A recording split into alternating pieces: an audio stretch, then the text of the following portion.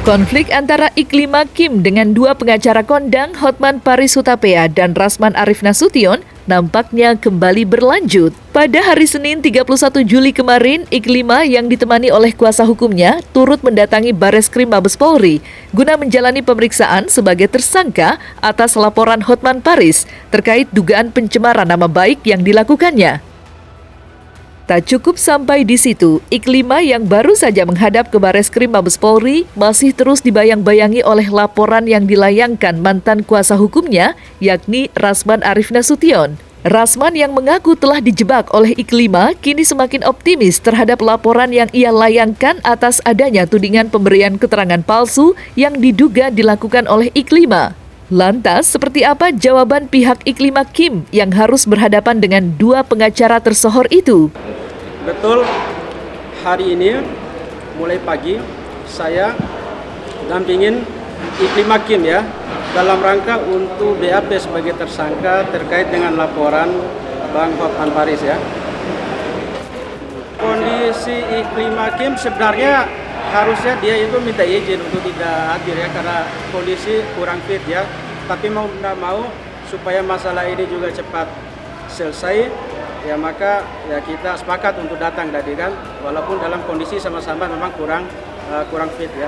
Kedepannya nanti ya panjanglah prosesnya ya, setelah pemeriksaan sebagai tersangka, kemudian nanti Pak Rasman juga nanti akan dipanggil di BAP dengan hal yang sama, baru kemudian nanti berkasnya nanti ya kalau misalnya memenuhi unsur gitu ya nanti kan dilanjutkan ke persidangan sampai sidang di pengadilan. Sebenarnya kasus ini bermula dari Kim, cuma diperbesar oleh si Rasman. Jadi ya itulah resiko.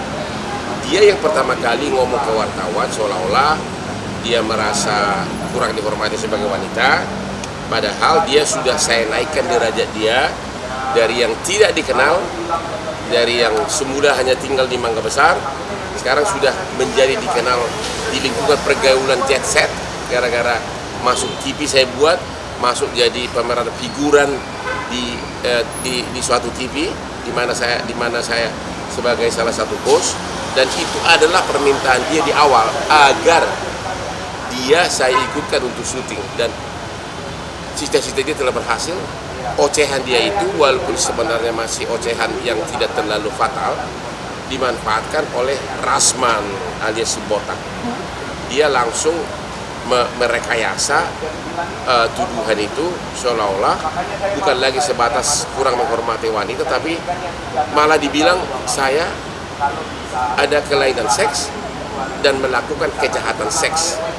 Padahal menurut si Kim, dia tidak pernah mengatakan begitu. Iklima Kim sudah bantah, saya nggak pernah mengatakan itu katanya. Ya, nanti tergantung persidangan, itu loh. Persidangan nanti yang menentukan. Mungkin ketika hasil dari konsultasi beliau menyimpulkan sendiri gitu loh. Tapi berarti ada dalangnya kan? Aduh, no comment deh kalau itu. Ya intinya semuanya udah pada jalurnya, sudah benar-benar aku tuangkan dari A sampai Z, dari awal aku bagaimana bertemu dengan Bang Hotman dan bagaimana pula aku bertemu dengan Bang Rasman ini gitu. Semuanya sudah aku tuangkan sampai pada titik terakhir juga gitu. Tapi tadi sebenarnya memang kita ada komunikasi gitu via telepon dan tidak ada pembahasan itu gitu. Setelah bertemu pun materi preskonnya beliau yang keluar dari mulutnya beliau. Pas ketemu pun itu kita tidak sempat untuk briefing apa segala macam karena beliau juga datangnya telat gitu, sampai akhirnya saya mendapati penekanan ya, permintaan dari beliau untuk menjadikan saya istrinya. Terus dari situ juga akhirnya kita preskon, beliau mengutarakan itu di publik. Saya cukup kaget gitu, sangat kaget bahkan gitu, dan tapi saya nggak bisa ngapa-ngapain. Sudah beliau rangkum sehingga beliau bisa utarakan. Mungkin sebenarnya sudah ada gambaran sedikit bahwa kita akan membicarakan perihal saya dengan Bang HPH, tapi tidak ada kata pelecehan apalagi kelainan seksual, itu tidak ada. Hari ini saya akan membawa saksi dari pihak saya terkait dengan laporan saya terhadap saudara atau saudari Putri Iklim Aprilly alias Iklim Hakim yang diduga telah melakukan kebohongan atau pernyataan bohong atau informasi palsu atau pernyataan palsu di akta autentik dan atau yang dapat menimbulkan keonaran. Karena itu tadi sudah diperiksa secara cepat yaitu Ibu Ade Suryani. Dan setelah berdiskusi tadi kita akan menambah saksi tambahan di luar yang sudah ada yaitu Ibu Ade dan satu orang dari kantor hukum saya serta satu orang lagi saksi yang menyaksikan ketika dilakukan konfrontir di Mabes Polri Bareskrim bahwa Iklim Hakim menyatakan di depan penyidik, di depan saya, depan kuasa hukum Iklim Hakim sendiri, bahwa dia menyatakan tidak pernah menandatangani surat kuasa. Sementara pencabutan surat kuasa, dia menyebut bahwa dia mencabut kuasa dan ingin menyelesaikan sendiri dengan nomor perihal yang sama. Dia juga membantah tidak pernah menandatangani surat keterangan bahwa dia benar memberikan data ke saya, menyampaikan informasi yang valid kepada saya sesuai dengan penjelasannya. Dan itu dia bantah semua. Karena itu saya katakan kami mengambil langkah hukum yang secara cepat dan tegas untuk ini orang. Pak Rasmannya melaporkan Iklim Hakim terkait dengan masalah pemalsuan akte autentik ya, penipuan, kemudian masalah memberikan keterangan di bawah sumpah.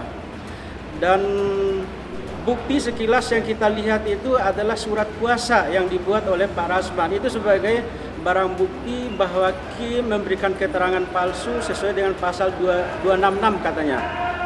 Ya, pertanyaan saya, konteks 266 itu adalah memberikan keterangan palsu ke dalam akte autentik ya. Nah, artinya akte autentik itu adalah akte yang dibuat oleh pejabat yang berwenang. Pertanyaan saya, Pak Rasman itu pengacara atau pejabat negara yang berwenang untuk membuat akte?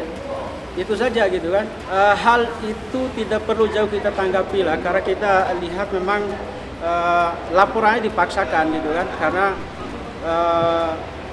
antara yang dilaporkan pasalnya dengan barang bukti yang diajukan yang tidak sinkron. Itu yang kita lihat ya, makanya kita tidak perlu tanggapi terlalu jauh masalah yang di Polda. Kalian coba cermati ya, di awal dia datang ke saya Iklim Hakim menjelaskan bahwa dia diduga dilecehkan hormat. Buatlah surat kuasa. Kemudian dia minta juga dibawa ke lembaga terkait, sehingga kita direspon oleh Kementerian Pemberdayaan Perempuan dan Perlindungan Anak, diterima oleh Ibu Ice, dan itu mewakili Ibu Menteri. Dan dia bicara ke media, dan dia bicara di situ kepada Ibu Ice dan tim dia. Dan itu bicara di dalam ruangan juga yang di situ ya, yang saya katakan private, dan buktinya ada semua. Saya merasa dijebak. Indikasi dari abang itu apa? Merasa dijebak? Iya, di awal dia berkomunikasi, nangis, memberikan data-data semua, kemudian dia dengan seenak perutnya mengatakan bahwa tidak ada tanda tangan kuasa, tidak pernah menceritakan bahwa ada pelecehan. Terus apa itu yang dia tanda tangani itu? Saya sudah minta cek lab, cek laboratorium kriminal Mabes Polri.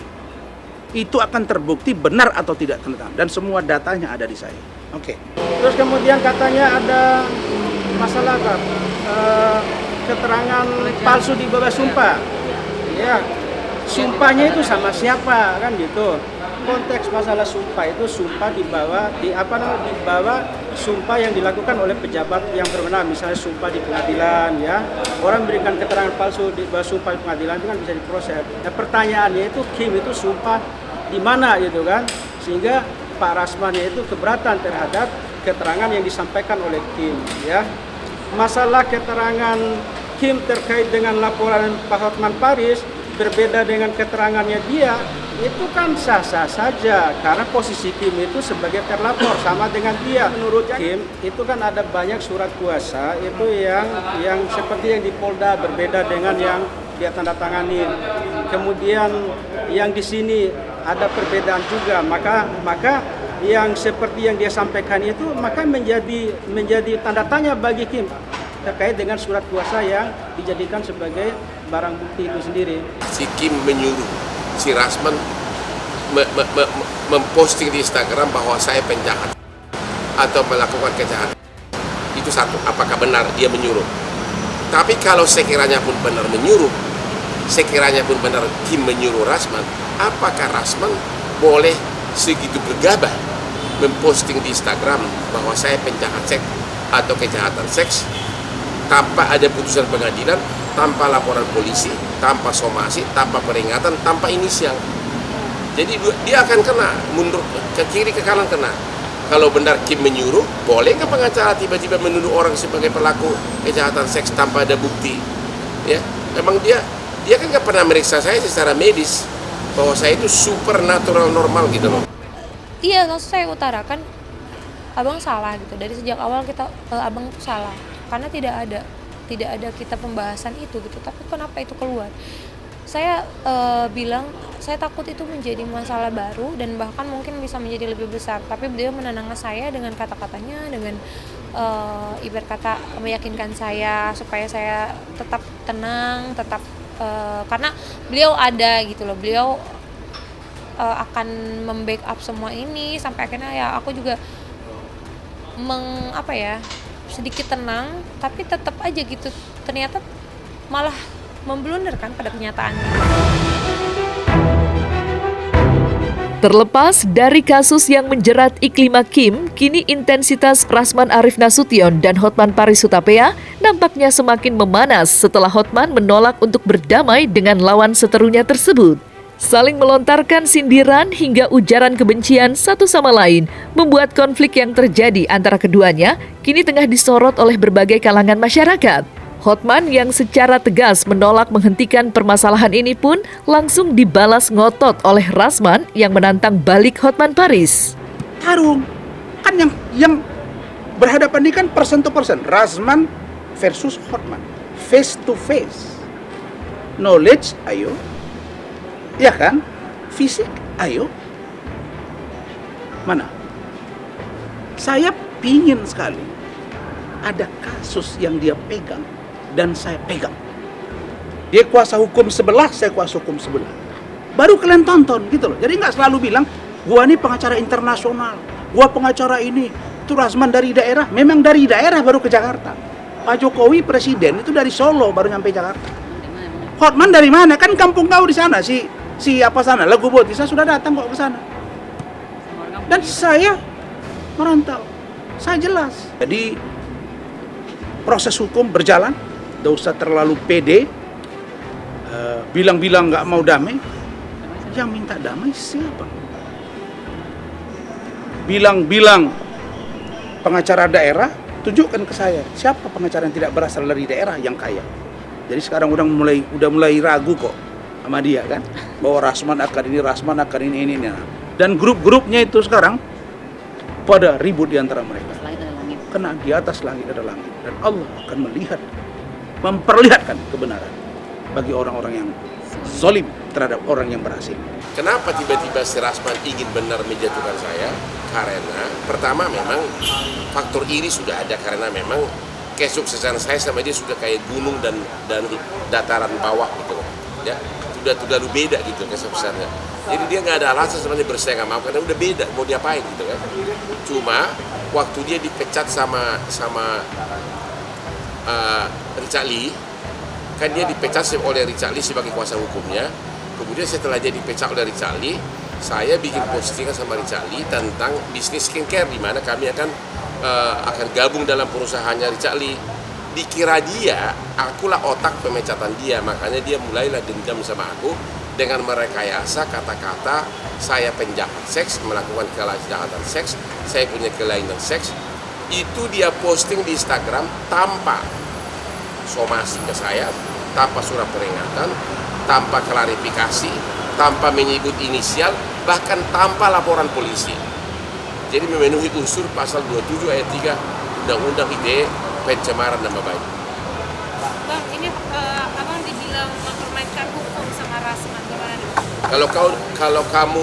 Kalau kamu saya sebutkan penjahat seks, terus saya posting di Instagram, kamu laporkan saya ke polisi, apakah saya mempermainkan hukum atau gimana? Kalau kamu saya tuduh penjahat seks, saya posting di Instagram, gara-gara itu kau marah, apakah kau mempermainkan hukum atau kau menegakkan hukum? Pintar kamu. Ya, itu jawabannya. Bagaimana ada orang mengatakan kelainan seks? Orang gua normal banget, kalau gua nggak normal banget nggak mungkin gua begitu keren. Hah?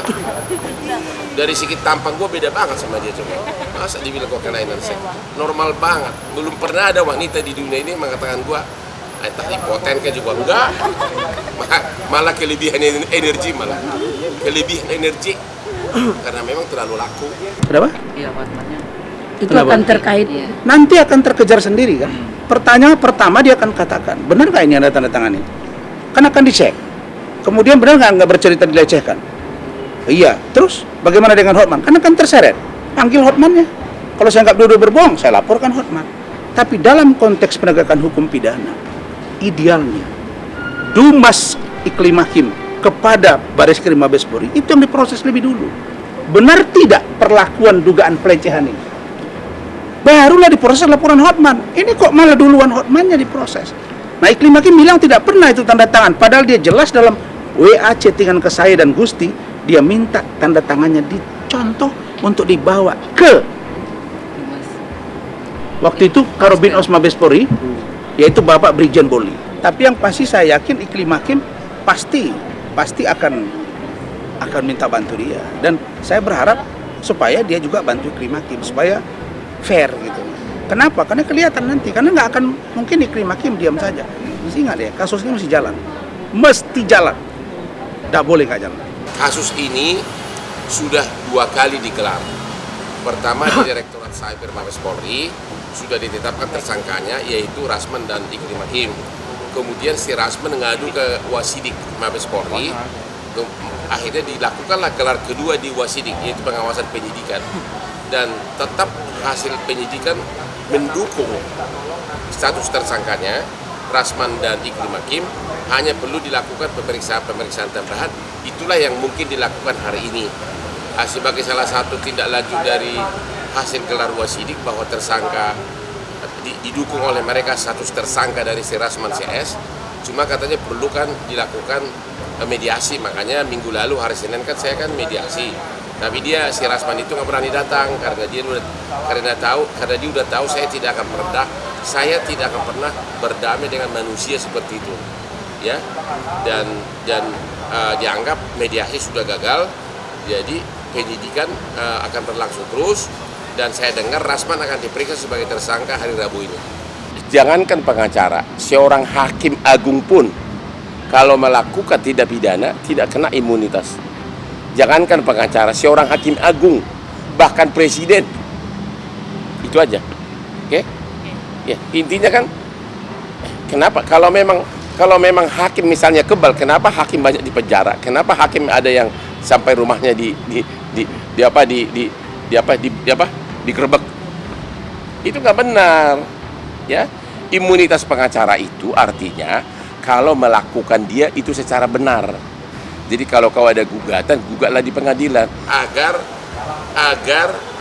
Rasman mendapatkan sanksi hukum atas mulutnya yang tidak bisa dijaga. Mulutnya dan kelakuannya yang tidak bisa dijaga. Itu loh. Kalau untuk Kim sendiri gimana nih Pak? Nikmatilah jadi tersangka kau botak. Itu sudah diperiksa 3 orang di Bareskrim Mabes Polri terkait laporan Hotman Paris. Dan 3-tiganya, ya, termasuk dari Universitas Negeri Jakarta, menyatakan bahwa tidak ada unsur yang bisa menjadikan saya tersangka, apalagi masuk ke ranah persidangan. Ini sudah 16 bulan. Tidak apa-apa. Tarung ini insya Allah akan berakhir, dan saya tahu bahwa yang benar pasti akan mengalahkan yang batil. Jadi fitnah keji seperti ini tidak perlu kalian lakukan.